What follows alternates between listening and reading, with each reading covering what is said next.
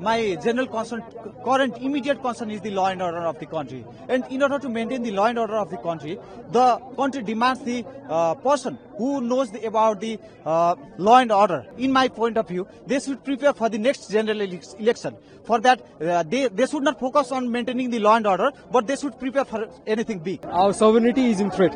Our independence is in threat. So we have to accept that. So for the sake of independence, for the sake of sovereignty, we have to protect our country. That is the reason.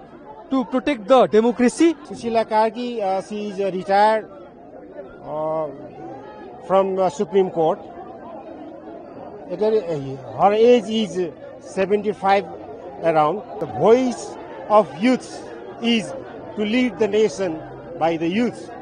So, by the way, the youth, the latest they need. My general concern, current immediate concern is the law and order of the country. And in order to maintain the law and order of the country demands the person who knows about the law and order. And current Chief Justice Sushila Karki is the right option, I think that. But Gen Zs are also demanding the Balen and the Harka Sampang. But they should, I think, in my point of view, they should prepare for the next general election. For that, they should not focus on maintaining the law and order, but they should prepare for anything big. This is just the interim government. This is not the permanent government. This is the temporary government. So we need to cooperate on this. So we have a threat in our country. We have to accept that. Our sovereignty is in threat. Our independence is in threat. So we have to accept that. So for the sake of independence, for the sake of sovereignty, we have to protect our country. That is the reason. To protect the democracy, we have given the name of her. This is the change and revolution is Gen Z. So, by the way, Sushila Karki, she is retired